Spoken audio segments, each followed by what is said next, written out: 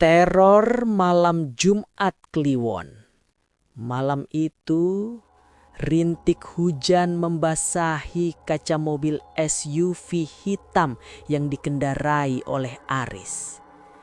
Di sampingnya, Rina tampak gelisah. Sesekali ia melihat ke arah kursi belakang tempat Maya tertidur pulas.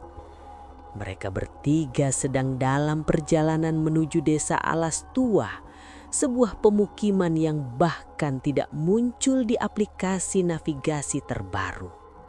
"Aris, kamu yakin ini jalannya?" tanya Rina pelan. Suaranya bergetar. "Hutan ini rasanya tidak benar."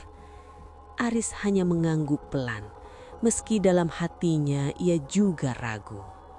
Mereka pergi ke sana untuk mengurus warisan tanah keluarga Aris yang terbengkalai selama puluhan tahun. Saat mobil melewati sebuah pohon beringin besar yang dilingkari kain kuning, tiba-tiba mesin mobil mati mendadak. Hening. Hanya suara tetesan air di atap mobil. Aris mencoba menyalakan mesin berkali-kali, namun nihil. Tiba-tiba Rina mematung. Matanya menatap lurus ke depan, ke arah jalan setapak yang diterangi lampu mobil yang meredup. "Aris, lihat itu!" bisik Rina. Di ujung cahaya lampu berdiri sesuatu yang tegak, berwarna putih kusam, penuh noda tanah kecoklatan. Sosok itu tidak bergerak, namun kepalanya miring ke samping dengan sudut yang tidak manusiawi. Itu adalah pocong. Wajahnya hitam pekat, gosong seperti terbakar, dengan mata yang menonjol keluar berwarna merah darah. Sebelum Aris sempat bereaksi, sosok itu menghilang dengan satu kedipan mata, meninggalkan bau busuk yang menyengat masuk ke dalam kabin mobil. Mereka akhirnya sampai di rumah peninggalan kakek Aris setelah dibantu oleh seorang warga lokal bernama Pak Kromo. Namun Pak Kromo memberikan peringatan keras dengan sorot mata yang tajam. Jangan pernah membuka jendela setelah jam 10 malam.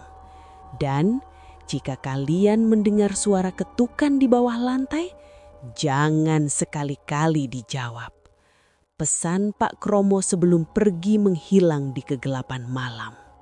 Maya yang baru terbangun merasa suasana rumah itu sangat pengap. Bau melati yang layu bercampur bau bangkai tercium kuat di ruang tengah. Aris mencoba bersikap rasional dan menyalakan lampu minyak. Namun, teror dimulai saat jam dinding kuno berdentang 12 kali. Tok, tok, tok. Suara ketukan itu bukan berasal dari pintu, melainkan dari kolong lantai kayu tempat mereka berdiri. Aris memberanikan diri mengintip melalui celah lantai kayu yang renggang. Di bawah sana, ia melihat kain kafan putih yang bergerak-gerak berusaha menembus celah lantai. Tiba-tiba, Maya berteriak histeris di pojok ruangan. Di atas lemari tua itu, sosok putih itu jongkok dengan kaki yang terikat. Kain kafannya yang compang-camping menjuntai ke bawah. Wajahnya yang hancur berada tepat beberapa senti dari plafon. Sosok itu mengeluarkan suara geraman yang berat, seperti orang yang sedang meregang nyawa. "Lepaskan, lepaskan tali ini!" Suara itu bergema di seluruh ruangan, membuat bulu kuduk berdiri. Rina menarik Maya dan mereka berlari ke kamar utama, mengunci pintu dengan rapat.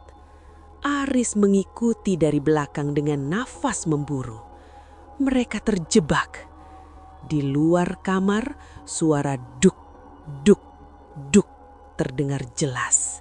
Suara lompatan benda berat di lantai kayu yang mulai berderit. Setiap kali sosok itu mendarat, getarannya terasa sampai ke tulang mereka. Tiba-tiba, jendela kamar terbuka lebar diterjang angin kencang yang membawa masuk tanah kuburan kering. Aris berusaha menutupnya, namun tangannya tertahan oleh sesuatu yang dingin, keras dan berlendir. Sebuah tangan yang terbungkus kain kafan muncul dari bawah jendela. Kuku-kukunya hitam dan panjang, berusaha mencengkeram leher Aris. Rina mencoba membantu, namun ia justru melihat pemandangan yang lebih mengerikan di cermin riasnya. Pocong itu tidak lagi di luar, bayangannya muncul di cermin, berdiri tepat di belakang Maya yang sedang menangis ketakutan.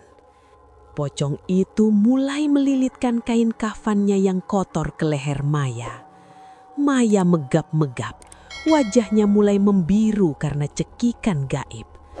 Aris teringat cerita mendingan kakeknya tentang pocong dendam, sosok yang meninggal karena dikhianati dan tali kafannya sengaja tidak dilepas agar ia menghantui keturunannya selamanya.